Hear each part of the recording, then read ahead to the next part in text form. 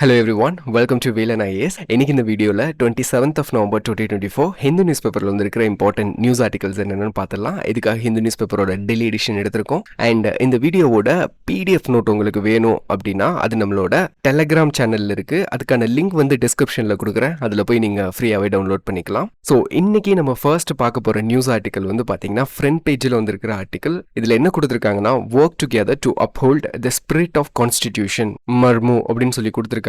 So நம்மளோட president வந்து நேத்து, அதாவது 26th நவம்பர் வந்து பார்த்தீங்கன்னா இந்தியன் கான்ஸ்டிடியூஷன் டே, அதை செலிப்ரேட் பண்ணுற மாதிரி நம்மளோட ஓல்டு பார்லிமெண்ட்ல வந்து ஃபங்க்ஷன் நடத்தியிருக்காங்க. ஸோ அதில் தான் நம்ம பிரசிடென்ட் வந்து இந்த ஸ்டேட்மெண்ட் வந்து கொடுத்துருக்காங்க. ஸோ பிரசிடென்ட் மட்டும் இல்லை, நம்மளோட prime minister and other important leaders எல்லாருமே வந்து அவங்களோட ஒப்பீனியனை வந்து சொல்லியிருக்காங்க. ஸோ இதில் ஓவராலாக வந்து பார்த்தீங்கன்னா நம்மளோட பிரசிடென்ட் வந்து என்ன சொல்லியிருக்காங்கன்னா 3 institutions needs to work together for interest of the common அப்படின்றது தான் இவங்களோட ஓவரால் ஸ்பீச்சோட இது. அண்ட் நெக்ஸ்ட் வந்து பார்த்தீங்கன்னா ஜெக்தீப் தங்கர், நம்மளோட வைஸ் பிரசிடென்ட் வந்து என்ன சொல்லியிருக்காருன்னா institutions are work in tandem, we need to adhere to the jurisdictional area அப்படின்னு சொல்லி கொடுத்துருக்காங்க. அண்ட் ஓம் பிர்லா, நம்மளோட லோக்சபாவோட ஸ்பீக்கர், த பார்லிமெண்ட்ரி டிஸ்கஷன்ஸை பற்றி ஒப்பீனியன் கொடுத்துருக்காரு. ஸோ அது வந்து கன்ஸ்ட்ரக்டிவாகவும் டிக்னிஃபைடான டிபேட்ஸாகவும் இருக்கணும் அப்படின்னு சொல்லியிருக்காங்க. ஓகே, ஸோ இப்போ ஓவராலாக என்னன்னு பார்த்தீங்கன்னா இப்போ ஒரு மேக்ரோ பெர்ஸ்பெக்டிவ்ல பார்த்தோம் அப்படின்னா நம்மளோட ரூலிங் கவர்மெண்ட்டை வந்து கிரிட்டிசைஸ் பண்ணுறதுக்கு ஆப்போசிஷன் பார்ட்டி இருக்காங்க இல்லையா,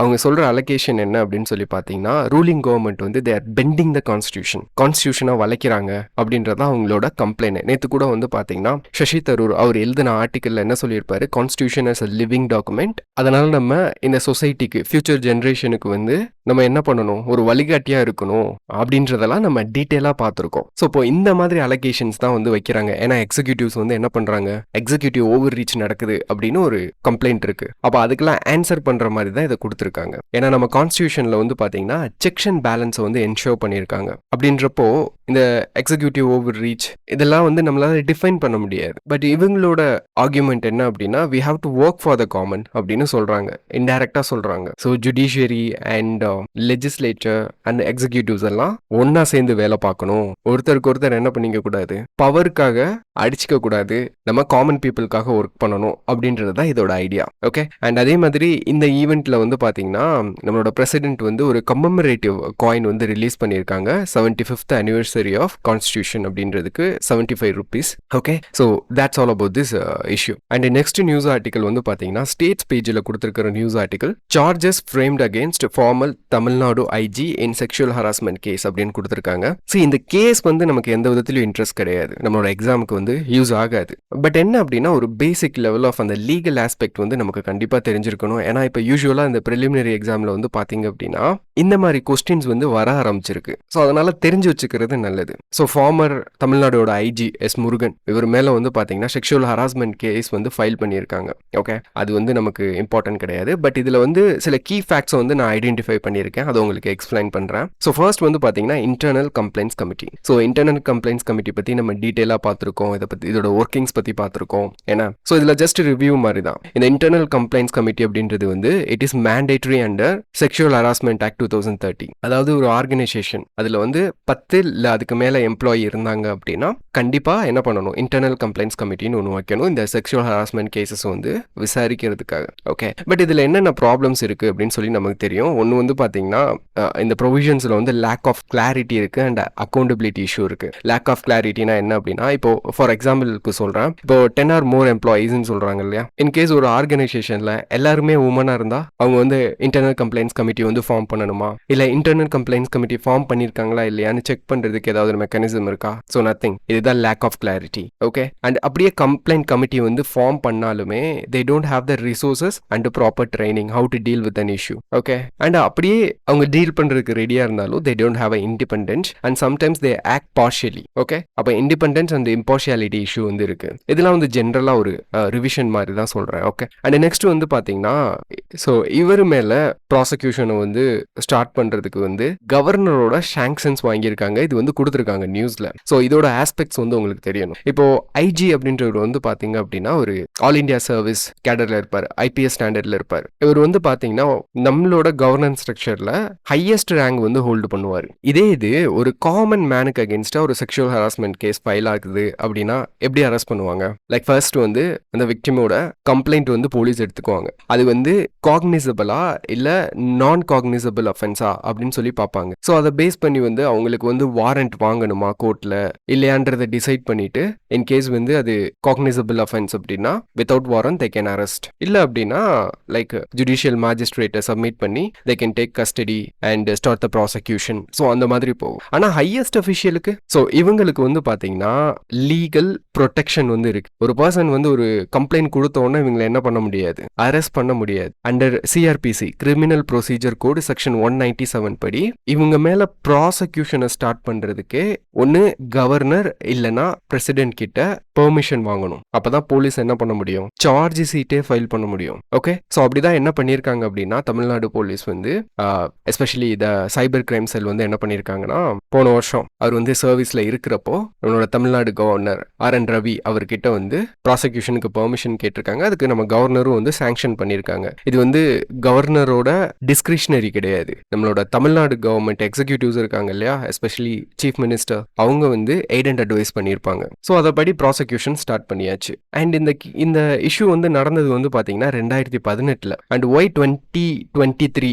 அப்படின்னு கேட்டிங்கன்னா ரீசன் வந்து சூப்பர் அனிவேஷன். ஏன்னா இந்த இன்டர்னல் கம்ப்ளைண்ட்ஸ் கமிட்டி வந்து பார்த்தீங்கன்னா அவங்க வந்து இன்வெஸ்டிகேட் பண்ணி ரெட்ரஸல் மெக்கானிசம் எல்லாமே எடுக்கிறதுக்கு ட்ரை பண்ணுவாங்க. அவங்க வந்து அது ட்ரூ அப்படின்னு ஃபைண்ட் பண்ணதுக்கு அப்புறம் தான் சார்ஜ் ஷீட் வந்து போடுவாங்க, போலீஸ் கம்ப்ளைண்ட் போகும். அப்படி போய் சிபிசிஐடி கிரைம் செல்லுக்கு வந்து வந்திருக்கு. அதுக்கப்புறம் இவங்க வந்து சார்ஜ் ஷீட் வந்து ஃபைல் பண்ணியிருக்காங்க.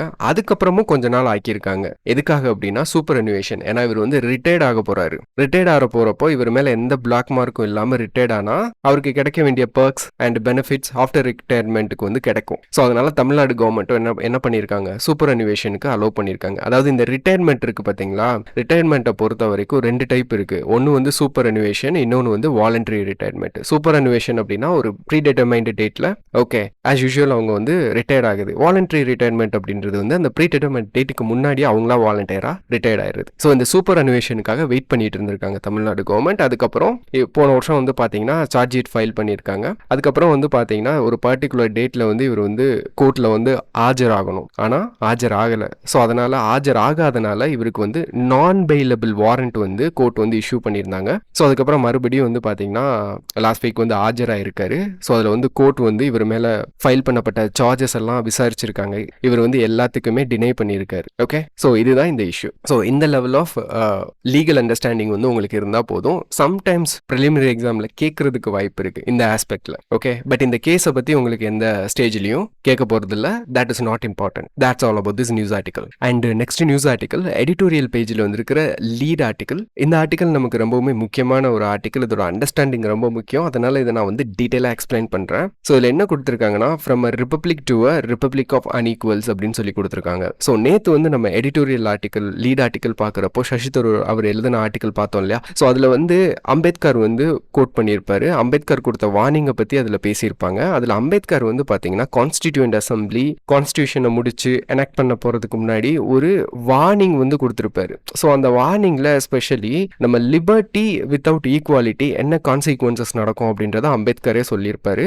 அதாவது சர்டன் குரூப் ஆஃப் பீப்புள் மட்டும் என்ன பண்ணுவாங்க, பவர்ஃபுல்லாக இருப்பாங்க அப்படின்னு பார்த்தோம். ஸோ ஓவராலா அதை வந்து இன்னுமே எலாபரேட்டிவா எவிடன்ஸோட எக்ஸ்பிளைன் பண்ற மாதிரியான ஆர்டிகல் தான் இது. ஓகே, ஸோ நம்மளோட கான்ஸ்டிடியூயன்ட் அசம்பிளி இருக்காங்க இல்லையா, இது வந்து பார்த்தீங்கன்னா இதோட மெம்பர்ஸ் வந்து they came from all part of the India. ஏன்னா ப்ரொவின்சியல் லெஜிஸ்லேச்சர்ல இருந்து தான் என்ன பண்ணாங்க, மெம்பர்ஸை செலக்ட் பண்ணி இன்டைரக்ட் எலெக்ஷன் மூலியமா கான்ஸ்டிடியூயன்ட் அசம்பிளிக்கு வந்து மெம்பர் அனுப்பியிருப்பாங்க. இதுல வந்து பார்த்தீங்கன்னா ரைட் விங் பொலிட்டீஷியன்ஸும் இருந்தாங்க, லெஃப்ட் விங் பொலிட்டீஷியன்ஸ் இருந்தாங்க.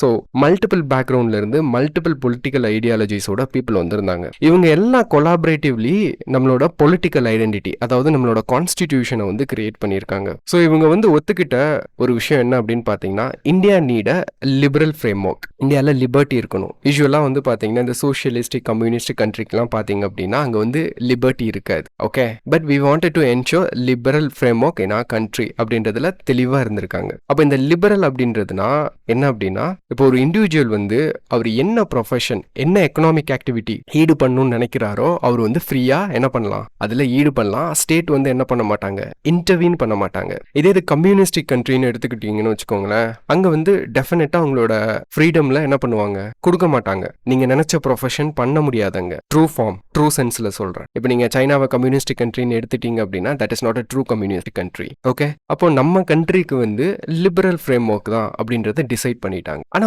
ஒரு விஷயத்துல தெளிவா இருந்தாங்க கான்ஸ்டிடியூண்ட் அசம்பிளி. என்னன்னா, அப்படியே இந்த லிபரல் ஃப்ரேம் ஒர்க்கை, இந்த ஐடியாலஜியை நம்ம கான்ஸ்டிடியூஷன்ல கொண்டு வந்தோம் அப்படின்னா it is not going to work. So எதனால் அவங்க அப்படி பிலீவ் பண்ணுறாங்க அப்படின்னா, இந்தியாவில் வந்து சோஷியோ எக்கனாமிக் இன்இக்வாலிட்டிஸ் இருக்கு. நம்ம இப்போ லிபர்ட்டி கொடுத்தோம் அப்படின்னா அங்கே ஈக்குவாலிட்டி இல்லைன்னு வச்சுக்கோங்களேன், என்ன நடக்கும், சம் குரூப் ஆஃப் பீப்புள் தான் பவருக்கு வருவாங்க, பவர்ஃபுல்லாக இருப்பாங்க அப்படின்றத பார்த்தோம் இல்லையா. அதனால கான்ஸ்டிடியூண்ட் அசம்பிளி என்ன பண்ணுறாங்க அப்படின்னா, செர்டன் லெவல் ஆஃப் இன்டர்ஃபியரன்ஸ் வந்து நம்ம என்ன பண்ணணும், நம்ம கான்ஸ்டிடியூஷனில் கொண்டு வரணும்னு முடிவு பண்ணிட்டாங்க.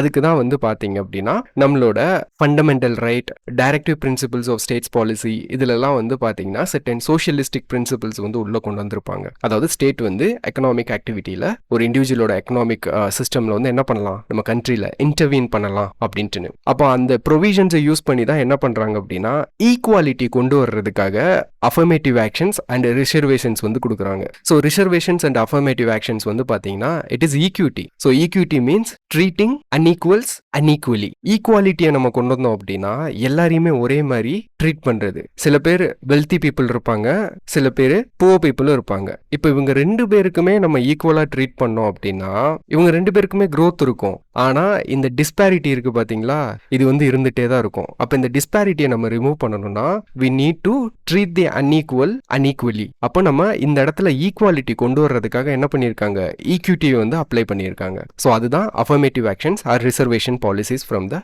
கவர்மெண்ட். அப்போ நல்லா புரிஞ்சுக்கோங்க, யூபிஎஸ்சி வந்து உங்களுக்கு இந்த ஆஸ்பெக்ட்ல கொஸ்டின் கேட்கறதுக்கு வாய்ப்பு அதிகமா இருக்கு. ஏன்னா கான்ஸ்டிடியூஷனல் ஸ்கீமை வந்து நம்மளுக்கு கம்பேரிசன் பண்ண சொல்லி சிலபஸ்ல எக்ஸ்பிளிசிட்டா கொடுத்துருக்காங்க இல்லையா.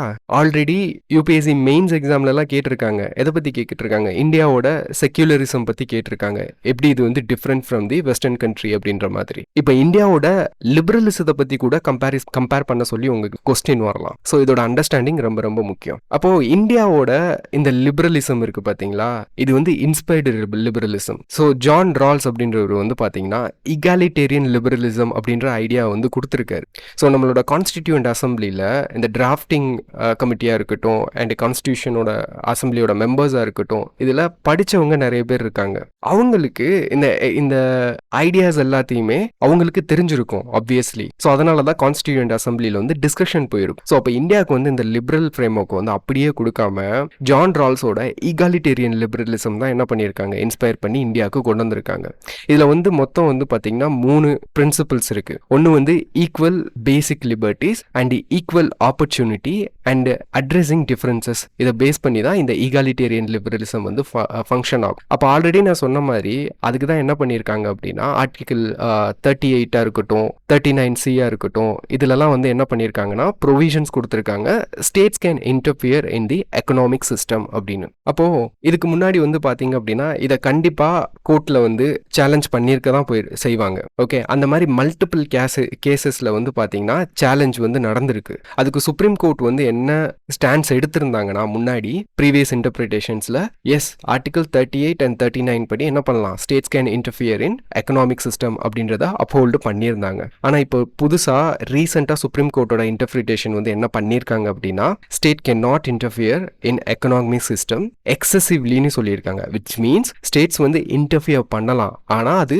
ஒரு செர்டன் லெவலுக்கு தான் பண்ணணுமே தவிர எக்ஸசிவாக பண்ணக்கூடாது அப்படின்னு இன்டர்ஃபியர் பண்ணியிருக்காங்க. அப்போ இந்த ஆர்டிகல் 39 இதோட டெஃபினிஷனே என்ன பண்ணியிருக்காங்க, வேற மாதிரி இன்டர்ஃபியர் பண்ணியிருக்காங்க. இது வந்து பார்த்தீங்கன்னா இந்த இன்டர்பிரிட்டேஷன் வந்து இன்னுமே ஸ்டேட்டுக்கு வந்து அந்த ஒரு அஃபர்மேட்டிவ் ஆக்ஷன் எடுக்காம அண்ட் நம்ம சொசைட்டியில் இருக்கிற அந்த இன்கம் இன்இக்வாலிட்டிஸை வந்து ரெடியூஸ் பண்ணாம சில எக்கனாமிக் ரிஃபார்ம்ஸ் வந்து கொண்டு வர்றதுக்கு வாய்ப்ஸ் இருக்கு. அதில் வந்து பார்த்தீங்கன்னா நம்மளோட கவர்மெண்ட், அதாவது எஸ்பெஷலி 2014ல இருந்து 22 வரைக்கும் வந்து பார்த்தீங்கன்னா கவர்மெண்ட்டோட டோட்டல் பாலிசியே மாறி இருக்கு, எக்கனாமிக் ரிஃபார்மே மாறி இருக்கு. இது வந்து neo liberal. Okay, neo liberal அப்படின்னா ஃபுல்லா லிபரலும் கிடையாது, ஃபுல்லா நான் லிபரலும் கிடையாது. இது வந்து நியோ லிபரல். ஓகே, ஸ்டேட் வந்து இன்டர்ஃபியர் பண்ணுவாங்க, ஒரு செட்டன் லெவலுக்கு தான் பண்ணுவாங்க. அதுதான் neo liberal economic reform. So இந்த 2014 to 22 நம்ம மென்ஷன் பண்ணியிருக்கோம்ல, இந்த டைம்ல வந்து கவர்மெண்ட் கொண்டு வர எக்கனாமிக் ரிஃபார்ம்ஸ் எல்லாமே நியோ லிபரலா தான் இருக்குது. ஓகே, அப்போ இந்த எக்கனாமிக் ரிஃபார்ம் வந்து என்ன பண்ணிருக்கு அப்படின்னு பார்த்தீங்கன்னா, நம்ம சொசைட்டில ஆக்சுவலா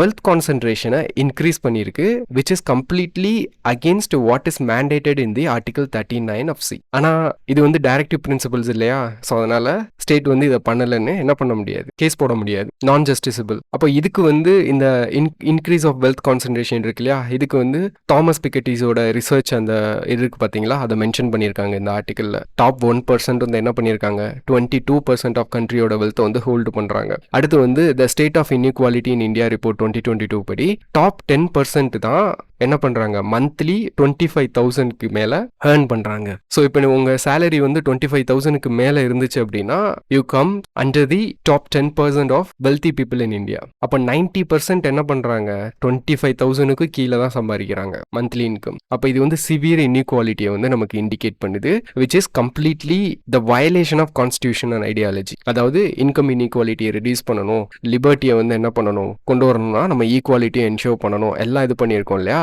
அதை வயலேட் தான் பண்ணியிருக்கு. Why? That is because government is going for the neoliberal economic reform. So நேற்று அம்பேத்கர் சொன்னார் இல்லையா, அந்த கோட்டை வந்து ரீகால் பண்ணிக்கோங்க. கான்ஸ்டியூஷன் வந்து நல்லதா கெட்டதான்றது அதை இம்ப்ளிமெண்ட் பண்றவங்க கையில தான் இருக்கு அப்படின்னு சொல்லியிருப்பாரு. அப்போ அதுக்கு எக்ஸாம்பிள் வந்து பாத்தீங்கன்னா இந்த டேட்டாவெல்லாம் நீங்க காட்டலாம். அண்ட் நெக்ஸ்ட் இன்னொரு ஆஸ்பெக்ட் என்னன்னா, இந்தியாவில் இந்த எக்கனாமிக் இன்இக்வாலிட்டி இருக்கு இல்லையா, இது வந்து சோஷியல் இன்இக்வாலிட்டியோட ஓவர்லாப் ஆயிருக்கு அப்படின்னு சொல்லியிருக்காங்க. அதுக்கும் சில ரிப்போர்ட் வந்து கொடுத்துருக்காங்க டேட்டா. 90% ஆஃப் பில்லியனர் வெல்த் இந்தியாவில் இருக்கிற பில்லியனர்ஸ்ல, அதாவது இப்போ 114+ பில்லியனர்ஸ் வந்து இருக்காங்கன்னு நினைக்கிறேன். ஸோ இதுல 90% ஆஃப் த பில்லியனர் வெல்த் வந்து அப்பர் கேஸ்ட் தான் ஹோல்டு பண்ணியிருக்காங்க. இது வந்து towards justice wealth redistribution India report 2024ல வந்து இது கொடுத்துருக்காங்க. அண்ட் இன்னொன்று வந்து பார்த்தீங்கன்னா OBC 10% of billionaire wealth, SC வந்து 2.6% ஆஃப் தி வெல்த்தை வந்து ஹோல்டு பண்றாங்க. இதுல இன்னொரு ஃபேக்ட் என்ன அப்படின்னு பார்த்தீங்கன்னா, 2014ல ஓபிசியோட பில்லியனர் வெல்த் கான்சன்ட்ரேஷன் வந்து பார்த்தீங்கன்னா 20% இருக்கு. இப்போ 2024ல இது வந்து 10% குறைஞ்சிருக்கு. Why? Because neo liberal economic policy. Okay, so இதுதான் இந்த நியூஸ் ஆர்டிக்கல்ல வந்து கம்ப்ளீட்டா கொடுத்துருக்காங்க. Okay, that's all about this article. And next important article, an ideal way to treat India's corneal blindness problem அப்படின்னு சொல்லி கொடுத்துருக்காங்க. See, நம்ம கண்ட்ரியை பொறுத்த வரைக்கும் பார்த்தீங்கன்னா இந்த ஐ டொனேஷன் பற்றி போதுமான அளவுக்கு அவேர்னஸ் இருந்தாலுமே அது பத்தாம தான் இருக்கு. ஏன் அப்படின்னு பார்த்தீங்கன்னா,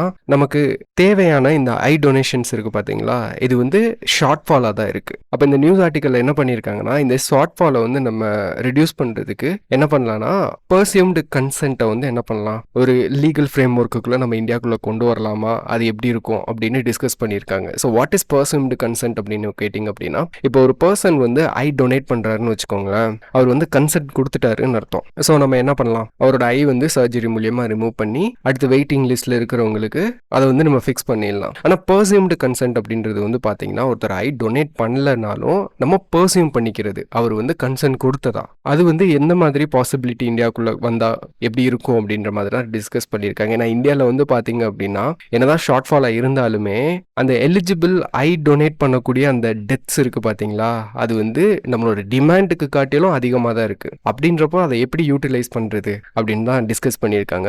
ஸோ இதில் வந்து பார்த்தீங்கன்னா எஸ்பெஷலி இந்த கார்னியல் பிளைண்ட்னஸ் தான் வந்து பார்த்தீங்கன்னா இந்தியாவுக்கு வந்து ஒரு சேலஞ்சாக இருக்குது.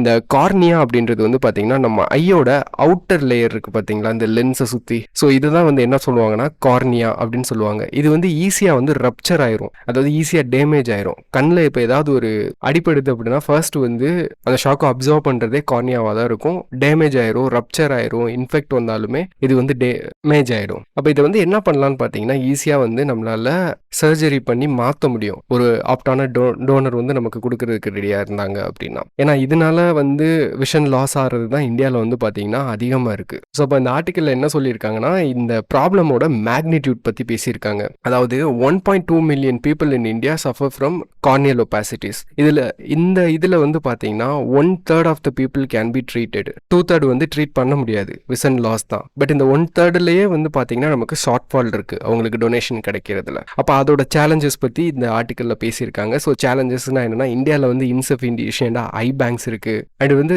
சர்ஜியனுக்கான ஷார்ட்டேஜ் வந்து இந்தியாவில் இருக்குது, அண்ட் பீப்புளுக்கு மத்தியில் பப்ளிக் அவேர்னஸ் வந்து கம்மியாக தான் இருக்குது. ஸோ இந்த சேலஞ்செல்லாம் நம்ம அட்ரஸ் பண்ணணும். அண்ட் வந்து பார்த்தீங்கன்னா இந்த பர்சியூம்டு கன்சென்ட் பற்றி நம்ம பார்த்தோம் இல்லையா.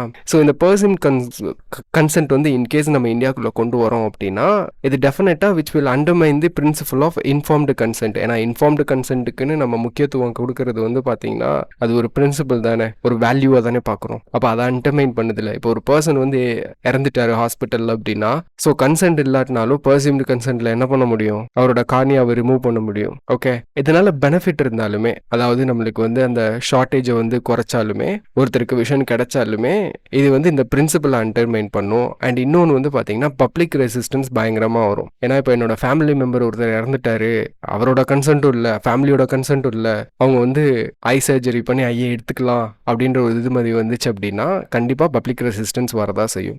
அப்போது இதுக்கு வந்து என்ன சொல்யூஷன் அப்படின்னு பார்த்தீங்கன்னா, சில கண்ட்ரிஸை வந்து எக்ஸாம்பிளாக கொடுத்துருக்காங்க. அந்த கண்ட்ரிலலாம் சாஃப்ட் ஆப்டின் சொல்யூஷன் வந்து ஆப்ட் பண்ணியிருக்காங்க. விச் மீன்ஸ் என்னன்னா, ஒரு பர்சன் இறந்துட்டா அந்த குடும்பத்தோட மெம்பர்ஸ் இருக்காங்க இல்லையா, அவங்க கிட்ட கன்சென்ட் வாங்கிட்டு என்ன பண்ணலாம், அதை வந்து எடுக்கலாம். ஸோ அது வந்து ஒரு பர்சியூம்டு கன்சென்ட்டாக நம்ம எடுத்துட்டு நம்ம வந்து ஆப்ரேஷன் வந்து ஸ்டார்ட் பண்ணலாம். ஆனால் என்னன்னா அதுலேயுமே வந்து எஃபெக்டிவாக பண்ணாதான் முடியும். இப்போ நம்ம சொல்லலாம் ஃபேமிலி மெம்பர்ஸ் வந்து ஒத்துக்குவாங்கல அப்படின்னு, ஏன்னா அவ்வளோ சீக்கிரமாக ஒத்துக்க மாட்டாங்க. சாஃப்ட் ஆப்டினுக்குமே வந்து சில சேலஞ்சஸ் இருக்குது. அப்போ இதை எஃபெக்டிவாக இம்ப்ளிமெண்ட் பண்ணணும்னா நம்ம என்ன பண்ணணும்னா, ஹாஸ்பிட்டல் கார்னியல் ரிட்ரைவல் ப்ரோக்ராம் வந்து நம்ம என்ன பண்ணணும், இனிஷியேட் பண்ணணும். ஒரு இண்டிவிஜுவல் வந்து ஹாஸ்பிட்டலில் இறந்ததுக்கப்புறம் அவரோட ஃபேமிலிக்கு ஃபர்ஸ்ட் வந்து நம்ம என்ன பண்ணணும்னா கிரீஃப் கவுன்சிலிங் வந்து கொடுக்கணும். கிரீஃப் கவுன்சிலிங்னா அவங்க கண்டிப்பாக அந்த பர்சன் இறந்தனால கிரீஃபில் தான் இருப்பாங்க, அவங்களுக்கு கவுன்சிலிங் கொடுத்து என்ன இதை புரிய வச்சு எக்ஸ்பிளிசிட்டாக அந்த ஃபேமிலி மெம்பர்ஸ்ட்ட என்ன பண்ணணும், கன்சென்ட் வந்து வாங்கணும். அதுதான் இந்த ஃப்ரேம் ஒர்க். ஸோ இதை நம்ம இம்ப்ளிமெண்ட் பண்ணோம்னா இந்தியாவில் கான்ட்ரிபியூஷன் அதிகமாகும், எஃபிஷியண்ட்டாக இருக்கும், வெயிட்டிங் லிஸ்ட் வந்து இருக்காது. ஓகே, ஸோ இதை தான் வந்து இந்த நியூஸ் ஆர்டிக்கலில் டிஸ்கஸ் பண்ணியிருக்காங்க. That's all about it. And next news article, important news article, between hope and hurdles on the high cheese அப்படின்னு சொல்லி கொடுத்துருக்காங்க. ஸோ இந்தியா வந்து பார்த்தீங்கன்னா ரீசெண்டாக வந்து biodiversity beyond national jurisdiction BBNJ இது வந்து சைன் பண்ணியிருக்காங்க. இதை வந்து ஹை சீஸ் ட்ரீட்டி அப்படின்னு நம்ம சொல்லுவோம். ஸோ இதுக்கு வந்து பார்த்தீங்கன்னா வைடர் கிரிட்டிசிசமும் வந்திருக்கு அண்ட் அப்ரிஷியேஷன்ஸும் வந்திருக்கு. ஸோ அதனால் இந்த ஹை சீஸ் ட்ரீட்டி பற்றி இந்த ஆர்டிக்கலில் வந்து டிஸ்கஸ் பண்ணியிருக்காங்க. ஸோ ஃபர்ஸ்ட் இந்த ட்ரீட்டியோட அப்ஜெக்டிவ் என்ன அப்படின்னு சொல்லி பார்த்தீங்கன்னா, கன்சர்வேஷன் ஆஃப் மரைன் பயோடைவர்சிட்டி. அதாவது இன்டர்நேஷ்னல் வாட்டர்ஸில், இன்டர்நேஷ்னல் வாட்டர்ஸ்னால் ஒரு கண்ட்ரியோட பார்டர் தாண்டி இன்டர்நேஷ்னல் வாட்டர்ஸ், அதாவது ஒரு பர்டிகுலர் கண்ட்ரிக்கு சொந்ததில்லை, that is common for all nations. And இன்னொன்று வந்து பார்த்தீங்கன்னா sustainable use and equitable sharing. அதாவது இந்த ரீஜனில் இன்டர்நேஷ்னல் வாட்டரில் நமக்கு கிடைக்கிற அந்த ஜெனட்டிக் ரிசோர்ஸஸ் இருக்குது பார்த்தீங்களா, அதில் வந்து ஈக்விட்டபிள் ஷேரிங் வந்து நம்ம என்ஷோர் பண்ணணும். And environmental impact assessment. So இது எல்லாமே இந்த ட்ரீட்டியோட ஆப்ஜெக்டிவ். அதாவது இந்த இன்டர்நேஷ்னல் ஓஷன் கவர்னன்ஸை பொறுத்த வரைக்கும் United Nations convention on law of seas அப்படின்ற இதுதான் வந்து பார்த்தீங்கன்னா கவர்ன் பண்ணுது. இதை இம்ப்ளிமெண்ட் பண்ணுறதுக்கு வந்து பார்த்தீங்கன்னா டிஃப்ரெண்ட் ரவுண்ட்ஸ் ஆஃப் ட்ரீட்டி மூலியமாக நம்ம இம்ப்ளிமெண்ட் பண்ணுவோம். இப்போ இந்த பயோடைவர்சிட்டியை ரிலேட் பண்ணி வந்திருக்கிறது இல்லையா இந்த ஹை சீஸ் ட்ரீட்டி, இது வந்து பார்த்தீங்கன்னா இட்ஸ் a third one. அதாவது ஃபர்ஸ்ட் ஒன் வந்து பார்த்தீங்கன்னா that governs the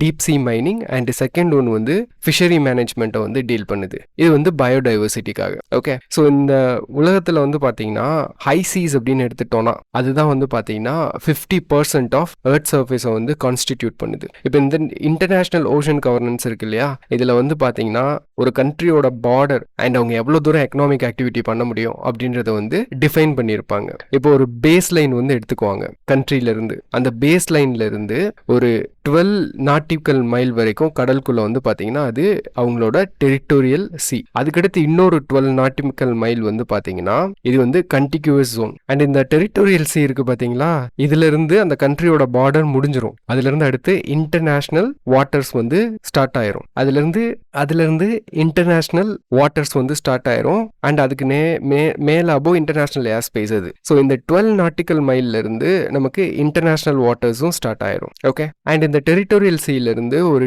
200 nautical mile இது வந்து பாத்தீங்கன்னா அந்த கண்ட்ரியோட எக்ஸ்க்ளூசிவ் எக்கனாமிக் ஜோன். அண்ட் அதுக்கு அடுத்து வர்றது எல்லாமே வந்து பாத்தீங்கன்னா ஹை சீஸ். ஓகே, ஒரு கண்ட்ரியோட கான்டினென்டல் செல்ஃப் வந்து பாத்தீங்கன்னா ஹை சீஸ் வரைக்கும் எக்ஸ்டெண்ட் ஆயிருக்கும். அப்ப இதுதான் வந்து பாத்தீங்கன்னா இப்போதைக்கு இருக்கிற ஸ்ட்ரக்சர். இப்போ இதுல இந்த ஹை சீஸ் ஏரியால நம்ம பயோடைவர்சிட்டி வந்து என்ன பண்ணணும், பாதுகாக்கணும் அப்படின்றதுக்காக தான் இந்த ட்ரீட்டி வந்து கொண்டு வந்திருக்காங்க, ஹை சீஸ் ட்ரீட்டி. இப்போ இதுல ட்ரீட்டியை வந்து இம்ப்ளிமெண்ட் பண்றதுல சில சேலஞ்சஸ் இருக்கு. லைக் என்ன அப்படின்னா மொத்தம் யூஎன் கிளாஸோட 104 மெம்பர்ஸ்ல ஒரு 14 மெம்பர்ஸ் தான் என்ன பண்ணியிருக்காங்க இது வரைக்கும் ராட்டிஃபை பண்ணியிருக்காங்க. ஆனா இதை இம்ப்ளிமெண்ட் பண்ணணும்னா மினிமம் 20 மெம்பர்ஸ் வந்து என்ன பண்ணணும், ராட்டிஃபை பண்ணணும். ஏன் ராட்டிஃபை பண்ண மாட்டாங்க அப்படின்னு பாத்தீங்கன்னா, ஒன்னு வந்து இந்த ட்ரீட்டில மேரின் ப்ரொடெக்டட் ஏரியா வந்து கிரியேட் பண்ணணும்னு ஒரு ரெக்குவயர்மெண்ட் இருக்கு. அப்படி ப்ரொடெக்டட் ஏரியா வந்து ஹை சீஸ்ல கிரியேட் பண்ணிட்டாங்க அப்படின்னா ஒன்னு வந்து அந்த கண்ட்ரியோட டெரிட்டோரியல் சாவர்னிட்டி வந்து பாதிக்கப்படும். இன்னொன்று வந்து அந்த கண்ட்ரிக்கு அந்த ஏரியால எக்கனாமிக் இன்ட்ரெஸ்ட் இருக்கும், அது பாதிக்கப்படும். இன்னொன்று வந்து traditional access by communities.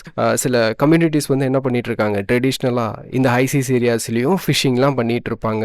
So economic ஆக்டிவிட்டிலாம் பண்ணுவாங்க. அவங்களோட ட்ரெடிஷ்னல் ரைட்ஸ் வந்து பாதிக்கப்படும். ஓகே, அண்ட் இன்னொன்று வந்து பார்த்தீங்கன்னா மரைன் ஜெனட்டிக் ரிசோர்ஸ் ப்ரொவிஷன் இருக்கு இல்லையா, அதுவும் வந்து கண்ட்ரிஸ்க்கு வந்து ஏற்றுக்க முடியல. ஏன்னா அதில் வந்து ஈக்விட்டபிள் ஷேரிங்கை வந்து என்ஷோர் பண்ணணும்னு சொல்லியிருக்காங்க. அண்ட் ஈக்விட்டபிள் ஷேரிங் என்ஷோர் பண்ணோம் அப்படின்னா சில கண்ட்ரிஸ்க்கு வந்து அது டிஸ்பாரிட்டியில தான் போய் முடியும். ஏன்னா இப்போ சில ஆப்பிரிக்கன் கண்ட்ரி எடுத்துட்டவங்க வச்சுக்கோங்களேன், அவங்களுக்கு வந்து டெக்னாலஜிக்கலாக வந்து பெரிய லெவலில் இருக்க மாட்டாங்க, ரிசர்ச் கேப்பபிலிட்டிஸ்லாம் இருக்காது. அப்படின்றப்போ எப்படி அவங்களால அவங்களுக்கு ஈக்குவலாக கிடைக்கிற அந்த போர்ஷனே அவங்களால ரிட்ரைவ் பண்ண முடியும், ரிசோர்ஸஸ் முடியாது இல்லையா. வேற ஏதாவது ஒரு கண்ட்ரிக்காரங்க தான் வந்து என்ன பண்ணுவாங்க, டாமினண்டா இருக்கிற கண்ட்ரி அதை வந்து எக்ஸ்ப்ளாய்ட் பண்ணுவாங்க இந்த நேம் ஆஃப் ஈக்குவாலிட்டி. ஸோ இதெல்லாம் வந்து பாத்தீங்கன்னா இந்த ட்ரீட்டியோட சேலஞ்சஸ். அண்ட் இந்த ட்ரீட்டியே வந்து நேர ஃபோக்கஸா இருக்குன்னு இதுல வந்து கிரிட்டிசைஸ் பண்ணியிருக்காங்க. ஒன்னு வந்து இன்டர் கனெக்டட்னஸ் வந்து நெக்லெக்டட். இப்போ நம்ம பயோடைவர்சிட்டியை பாதுகாக்கணும்னு வச்சுக்கோங்க, ஐசிஸ்ல நம்ம வந்து என்ன பண்ணியிருக்கோம், எக்ஸ்க்ளூசிவ் எக்கனாமிக் ஜோன்ஸ் வந்து கொடுத்துருக்கோம். இந்த ஏரியால என்ன பண்ணுவாங்க, ஆயில் எடுப்பாங்க, ட்ரில்லிங் பண்ணுவாங்க,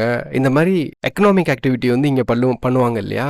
இது வந்து கண்டிப்பா இந்த ஹைசிஸ் ஏரியாஸையும் பாதிக்கும். ஏன்னா இந்த ட்ரீட்டி வந்து இதை வந்து தனி ஒரு என்டிட்டியா பாக்குறாங்க. ஆனா அப்படி கிடையாது. சியோட இந்த பார்ட்ல இருந்து இந்த எண்டு வரைக்கும் என்னது, இது வந்து இன்டர் கனெக்டடு. நீங்க இங்க ஏதாவது சேஞ்ச் பண்ணா கூட அது இங்க ரிஃப்ளெக்ட் ஆகும். அப்ப அதை வந்து இந்த ட்ரீட்டில வந்து அட்ரஸ் பண்ணல, நேரோ ஃபோக்கஸ் அப்படின்னு சொல்லியிருக்காங்க. கவர்னன்ஸ் அண்ட் ரெகுலேட்டரி கேப்ன்றது வந்து பாத்தீங்கன்னா இந்த ஏரியால என்விரான்மெண்டல் இம்பாக்ட் அசஸ்மெண்ட், அதாவது எக்ஸ்க்ளூசிவ் எக்கனாமிக் சோனா இருக்கட்டும், டெரிட்டோரியல் சீயா இருக்கட்டும், இங்க வந்து இதெல்லாம் பண்றது இல்லை, எஃபெக்டிவ் ரெகுலேஷன் மெத்தட்ஸ் வந்து கண்ட்ரி பண்ண மாட்டேங்கிறாங்க. அப்படின்றப்போ அது வந்து என்னது, இது வந்து ஆஸ் அ ஹோலா சிங்கிள் யூனிட்டியா இது வந்து ஒரு நெகட்டிவ் பாயிண்ட் தான். ஸோ அந்த மாதிரி கிரிட்டிசைஸ் பண்ணியிருக்காங்க. Okay, that's all about this news article. And next and last news article இன்னைக்கு, judges walk the razor's edge says CJI on barbs about unelected judiciary அப்படின்னு சொல்லி கொடுத்துருக்காங்க. சரி, என்னன்னா நம்ம இந்தியாவை பொறுத்த வரைக்கும் ஒரு கிரிட்டிசிசம் வந்து ஜுடிஷியரி மேல இருந்துட்டே இருக்கும். என்ன அப்படின்னா, இந்தியா வந்து ஒரு டெமோக்ராட்டிக் கண்ட்ரி. ஓகே, ஸோ இங்க வந்து பீப்புள் தான் அவங்களோட லீடர்ஸை வந்து எலெக்ட் பண்ணுவாங்க. சரி, இப்போ நம்மளோட ஸ்டேட்டோட 3 இன்ஸ்டிடியூஷன்ஸ், அதாவது ஒன்று வந்து பார்த்தீங்கன்னா executive and legislature and judiciary, இதுதான் பிரின்சிபல் டெமோக்ராட்டிக் ஆர்கன்ஸ். இதுல executive and legislature are comprise of people who are elected by the people of India. ஆனா ஜுடிஷியரி மட்டும் பார்த்தீங்க அப்படின்னா it is not elected by the people. It has its own independence. இந்த criticism வந்து இந்தியாவில் இருக்கு. So இதை வந்து அட்ரஸ் பண்ற மாதிரி, இதுக்கு வந்து ஆன்சர் பண்ற மாதிரி நம்மளோட சீஃப் ஜஸ்டிஸ் ஆஃப் இந்தியா, புது சீஃப் ஜஸ்டிஸ் சஞ்சீவ் கண்ணா வந்து சொல்லியிருக்காரு. என்ன சொல்லியிருக்காரு அப்படின்னா, ஏன் வந்து நாட் எலெக்டட் அப்படின்னு பார்த்தீங்கன்னா, இப்போ எக்ஸிக்யூட்டிவ் லெஜிஸ்லேச்சர்ல வந்து பீப்புள் எலெக்ட் பண்ணப்பட்டா பரவாயில்ல, ஆனா ஜட்ஜஸ் வந்து நியூட்ரலா இருக்கணும், பயாஸ் எடுக்கக்கூடாது. ஆனா இப்போ எலெக்ஷன் ஒன்று வச்சா ஜட்ஜஸ்க்கு அவங்க பயாஸ்டா போறதுக்கு வாய்ப்பு அதிகம். அவங்களுக்கு வந்து ஒன் சைட் ப்ரெஷர் வந்து வர்றதுக்கு வாய்ப்பு அதிகம். இன் ஃபேவருக்கு நீங்க எங்களுக்கு பண்ணி கொடுக்கணும் அப்படின்ற மாதிரி ப்ரெஷர் வரும். அண்ட் இன்னொன்று வந்து பாத்தீங்கன்னா, இந்த இண்டிபெண்டன்ஸ் இருக்கு இல்லையா, இது வந்து ஐசோலேஷன் கிடையாதுன்னு சொல்லியிருக்காரு. இந்த 2 பாடியை விட இந்த ஜுடிஷியரி வந்து தனியா ஒரு ஐசோலேட்டட் இன்ஸ்டிடியூஷன் கிடையாது. பட் என்ன அப்படின்னா, இது வந்து judiciary maintenance a constructive engagement other executive and legislature கூட. இது வந்து கான்ஸ்டிடியூஷன்லேயே என்ஷோர் பண்ணியிருக்காங்க இந்த என்கேஜ்மெண்ட்டுக்கு. அப்படின்றப்போ இந்த இண்டிபெண்டன்ஸும் கான்ஸ்டியூஷன் கொடுத்தது தான். அண்ட் இன்னொரு ப்ராப்ளம் என்ன அப்படின்னா, இன்ஹெரண்ட்லி ஒரு ஜட்ஜ்மெண்ட் வந்து கொடுக்குறாங்க, ஒரு டிசிஷன் எடுக்கிறாங்க அப்படின்னா அது ஒரு குரூப்பை ஹாப்பியாக வைக்கும், இன்னொரு குரூப்பை சேடாக மாற்றும். இப்போ ஒரு லீகல் கேஸ் நடக்குதுன்னு வச்சுக்கோங்களேன், 2 பார்ட்டி தானே கம்பீட் பண்ணுவாங்க. அதில் ஒரு ஜட்ஜ்மெண்ட் கொடுத்தா அது ஒருத்தவங்களுக்கு ஃபேவராக போகும், இன்னொருத்தவங்களுக்கு ஃபேவர் இல்லாமல் தான் போகும். இது வந்து ஜுடிஷியல் சிஸ்டமோட இன்ஹெரண்ட் நேச்சர். அப்போ இதில் வந்து பயாஸ் வந்துடக்கூடாது. எலெக்டட் கொண்டு வந்தோம்னா பயாஸ் வர்றதுக்கு வாய்ப்பு இருக்கு. ஓகே, அப்போ இதை ஜுடிஷியரியில் குறைகளே இல்லையா அப்படின்னு கேட்டிங்கன்னா குறை இருக்க தான் செய்யுது. அதை எப்படி அவங்க வந்து சரி பண்ணிக்கிறாங்கன்னா, ஒன்று வந்து பப்ளிக் சென்ட்ரிக்காக நம்மளோட ஜுடிஷியரி வந்து ஆக்ட் ஆகுறாங்க, இன்னொன்று வந்து judiciary open to constructive criticism. இந்த கிரிட்டிசிசம் வந்து கன்ஸ்ட்ரக்டிவாக இருக்கணும், அதை ஏற்றுக்கிட்டாதான் அந்த இது வந்து என்ன ஆக முடியும், ரிஃபார்ம் ஆக முடியும். இன்னொன்று வந்து செல்ஃப் ஸ்க்ரூட்டினி. ஸோ இதெல்லாம் வந்து இந்தியன் ஜுடிஷியரியோட ஃபியூச்சரா சீஃப் ஜஸ்டிஸ் ஆஃப் இந்தியா வந்து சொல்லியிருக்காரு. அண்ட் அது போக வந்து பார்த்தீங்கன்னா த பர்டன் கேஸ் பெண்டன்சி வந்து இந்தியாவில் நிறைய இருக்கு. அது எவ்வளோ கேஸ் வந்து பெண்டன்சியாக இருக்கு, எப்படி வந்து கோர்ட்ஸ் வந்து எஃபிஷியண்டாக அதை வந்து கேஸை வந்து முடிக்கிறாங்க அப்படின்ற இதையும் சொல்லியிருக்காங்க. Okay, that's all about this news article. And இதோட நம்ம இந்த வீடியோவை முடிச்சுக்கலாம். ஏதாவது டவுட் இருந்ததுன்னா கமெண்ட் செக்ஷனில் கமெண்ட் பண்ணுங்க. ஓகே, தேங்க்ஸ் ஃபார் வாட்சிங் திஸ் வீடியோ கைஸ்.